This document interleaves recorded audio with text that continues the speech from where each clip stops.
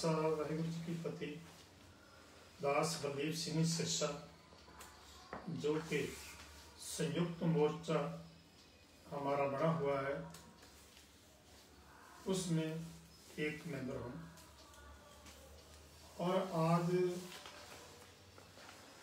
दिल्ली के चारों तरफ जो किसानों ने धरने लगा रखे हैं, उसमें करीब 80 दिन हो गए और केंद्र सरकार के सिर पे जूं नहीं सरक रही। आज तक सरकार ना तो किसानों की मांगे मानने के लिए तैयार है और ना ही कोई बातचीत चल रही।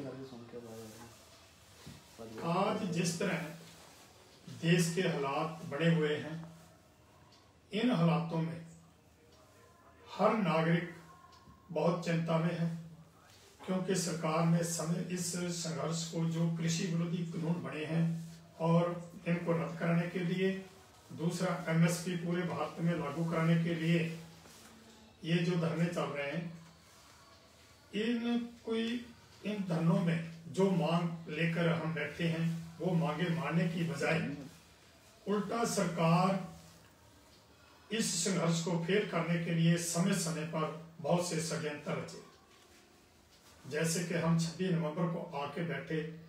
और 2 दिसंबर की रात को जब हमने कुछ नौजवान लड़के पकड़े और लड़कियां भी पकड़ी, वो उसके हवाले किए। उसके बाद कई शरारती कांसर और भी पकड़े और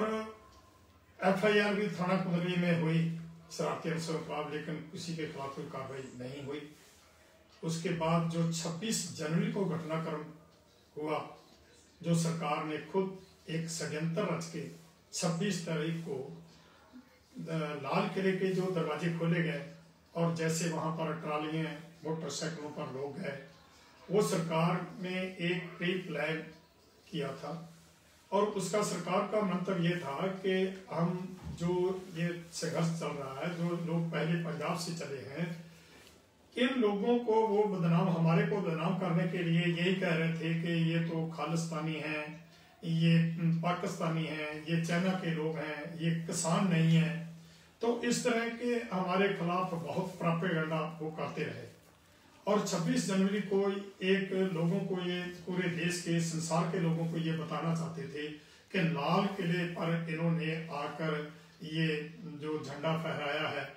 इससे इन्होंने देश के जो हमारा जो तिरंगा झंडा है उसको इन्होंने उसका निरादर किया। ये इनका एक षड्यंत्र था। लेकिन हुआ क्या कि जो कुछ भी हुआ वो सरकार ने एक अपनी योजनाबद्ध तरीके से किया था, करवाया था और किया था खुद। उसके बाद 27 तारीख को जब हरियाणा के बीच में होते हुए पंजाब के लोग जो 26 जनवरी को वापस जा रहे थे, तो उनके जो केसरी झंडे हैं हमारे, क्योंकि केसरी जो झंडा है हमारा निशान साहब है, जो धार्मिक चिन्ह है हमारा, उसको इन्होंने खालिस्तान का झंडा बताकर देश के लोगों को गुमराह करने की कोशिश की और ट्रैक्टरों से उतारकर अम्बाड़ा के पास इन्होंने उनको आग लगवाई। इनका मंतव्य ये था कि ये जो झंडा 26 जनवरी को लाल किले पर फहराया गया है, ये खालिस्तान का है और ये खालिस्तानी लोग हैं। तो इनको सबक सिखाने के लिए इन्होंने ये काम शुरू किया। जबकि मैं ये बताना चाहता हूं कि लाल किला अब ठेके पर है और जो जिन्होंने ठेके पर ले रखा है उनकी जिम्मेवारी बनती है कि लाल किले में कोई ऐसा आदमी कोई ना आए। और ये भी आपको पता होगा कि जब 26 जनवरी या 15 अगस्त ये 2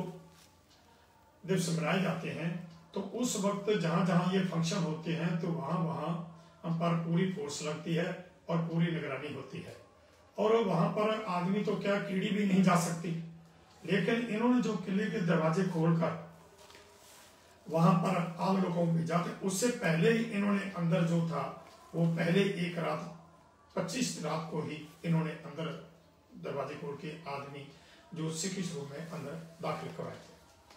और उसके बाद 26 तारीख को जो हमारे को रास्ता तय किया था, उस रास्ते को इन्होंने बंद करके सरकार ने प्री प्लान जिन आम लोगों को वहां पर उधर लाल किले की तरफ भेजा और अंदर एक जो निशान साहब चढ़ाया गया, वहां पर राष्ट्रीय झंडे का कोई निरादर नहीं हुआ, सिर्फ केसरी निशान साहब, वो केसरी निशान साहब है जो कि गुरु काल समय से आज तक चलता है। जितने भी हमारे गुरुद्वारे हैं उन गुरुद्वारों में है, और लाल किले के अंदर भी जो गुरुद्वारा है उस पर भी जो निशान साहब चल रहा है वो भी केसरी है। और जितने गुरुद्वारे हैं भारत में हैं या विदेशों में हैं, सभी उन गुरुद्वारों में हमारा केसरी निशान साहब हमारा धार्मिक चिन्ह है जो झूलता है। लेकिन इन्होंने ये बदनाम करने की कोशिश की,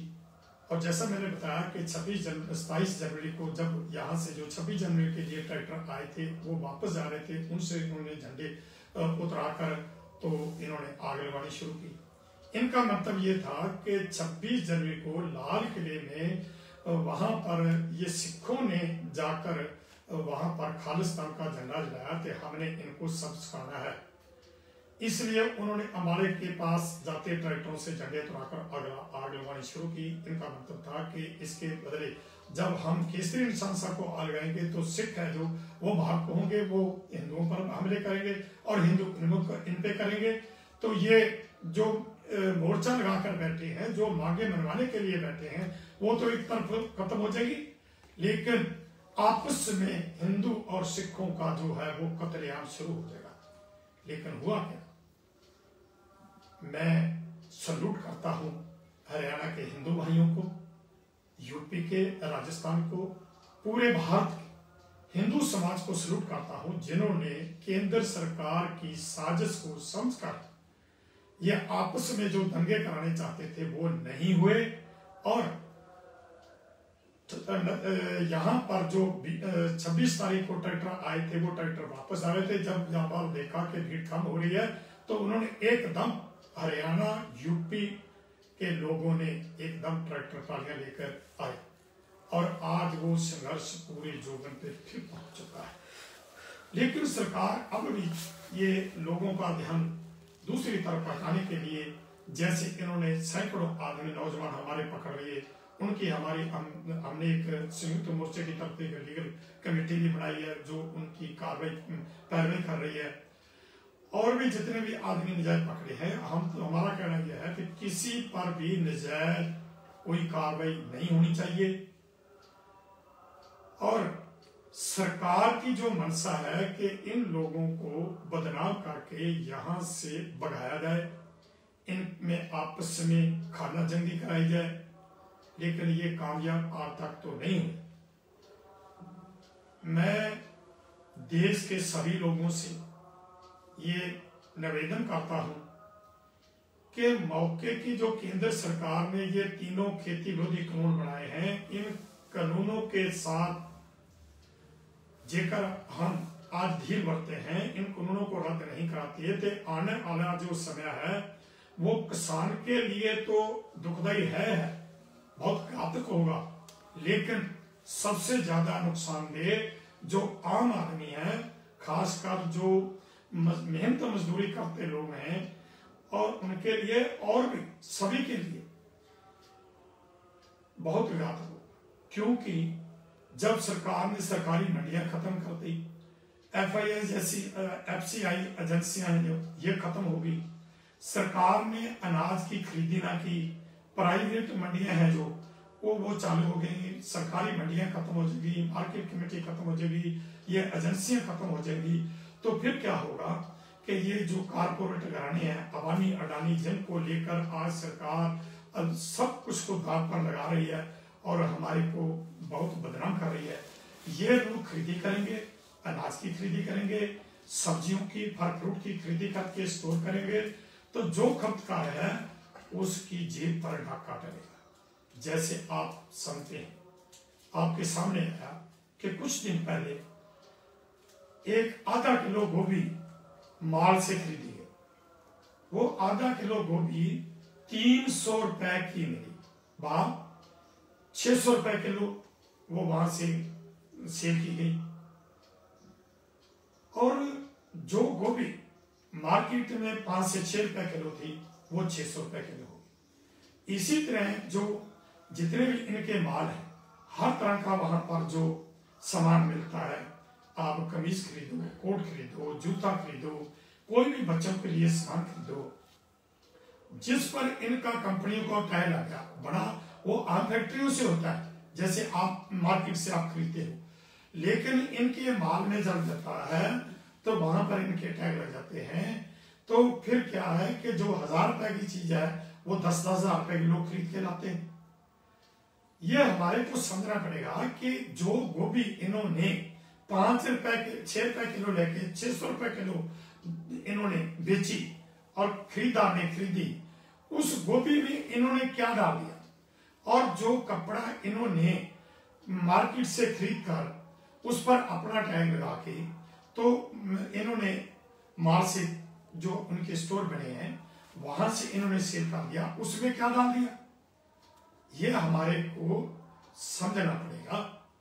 जेकर मेरा कहने का मतलब यह है कि जेकर ये कारपोरेट घराने अनाज की खरीदी करेंगे, स्टोर करेंगे, सब्जियां खरीदेंगे, फल खरीदेंगे,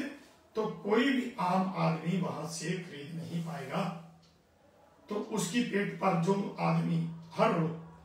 अपने पेट की भूख मिटाने के लिए 2 वक्त की रोटी खाता है, वो चावल खाए, कणक की गेहूं की रोटी खाए, तो जब वो अपनी ये इन लोगों ने खरीद के स्टोर कर लिया तो वो खरीद पाने में मुश्किल होगा। तो सभी के लिए ये बहुत ही कानून है जो घातक है, हमें समझना चाहिए। मैं ज्यादा नहीं, मैं इतना ही कहना चाहता हूं कि आओ भाई, जो दिल्ली के चारों तरफ धरने चल रहे हैं, इन धरनों में अपना अपना योगदान डालें, ताकि सभी देशवासियों को जो घर पे बैठे हैं, जिनको नहीं पता चला, जो नहीं आ रहे, उनको भी पता चले कि ये जो संयुक्त किसान मोर्चे की तरफ से धरने लगे हुए हैं वो सिंगू बॉर्डर पे है या गाजीपुर बॉर्डर पे है, टिकरीपुर बॉर्डर पे है या शाहजहांपुर बॉर्डर पे है, ये केवल आप लोगों के हितों के लिए लगाए हैं। और जेकर आप लोग इन धरनों में ज्यादा से ज्यादा आएंगे तो सरकार को झुकना पड़ेगा। लेकिन अब तो सरकार जो है ये पूरे घमंड में है, इनको ये है कि ये धरने अपने आप उठ जाएंगे। लेकिन एक बात जो हमारे सामने आई, जिसका पहले मैं जिक्र कर चुका हूं, कि देश के लोगों को जो केंद्र की मौजूदा मोदी सरकार है, ये आपस में कत्लोगात करानी चाहती थी, दंगे बढ़ाने चाहती थी, वो उनकी प्लानिंग कामयाब नहीं। जैसा कि भारत के सभी हिंदू समाज के लोगों ने बगैर बीजेपी और जो आरएसएस है उन लोगों को छोड़कर इन्होंने बहुत सी साजिशें रची। जैसे कि 28 तारीख को इन लोगों ने हमारे जो दूसरी तरफ धरना चल रहा है, उस धरने के पर जो स्टे चल रही है, वो स्टे के ऊपर जो आरएसएस के गुंडे हैं उनकी तरफ से इन्होंने पत्थरबाजी करवाई और एक आदमी को पकड़ के भी ले गए। वो पुलिस की छत्र छाया में आए थे। और अब भी इनका यही मकसद है कि इन लोगों को यहां पर यहां से खदेड़ा जाए, इनकी कोई बात ना सुनी जाए, कोई मांग ना मानी जाए। तो भाई, जैसे तुम लोगों ने भारत के हिंदू समाज में